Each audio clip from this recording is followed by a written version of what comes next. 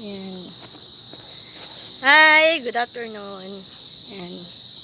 Malapit na magdilim.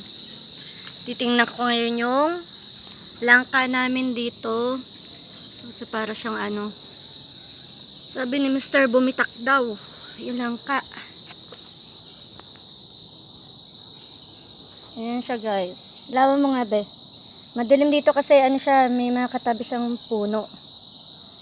Ayan. Oo nga, bumitak nga. Mukhang ano, sayang, pinapahinog pa naman namin. Pero nagdidilaw-dilaw na siya, guys. Ito, oh.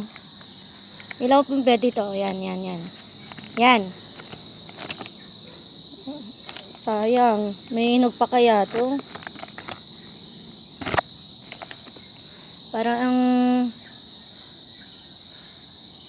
Ayun, ang haba ng bitak niya. Kasi nilagyan namin siya ng sako para hindi siya pasukan ng insekto. Ilawan mo ba? Madilim na. Taas mo lang.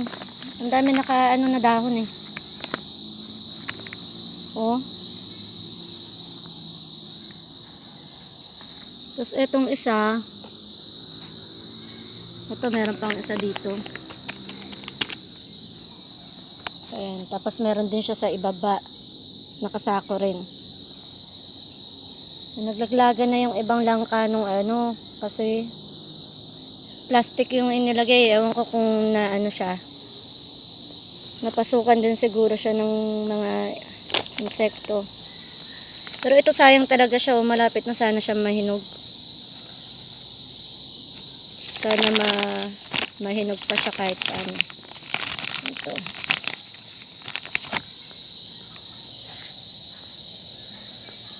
Ayan guys.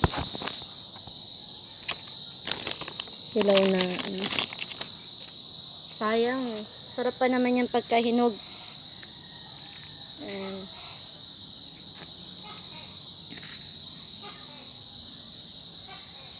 Sana hindi siya ano, mabulok.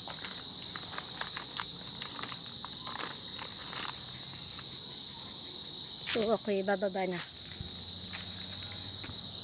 Ito yung aking bunso.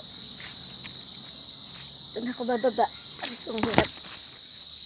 Ayan guys, yun lang. Okay, hindi rin ako gano'n nakakapag-upload kasi nga busy.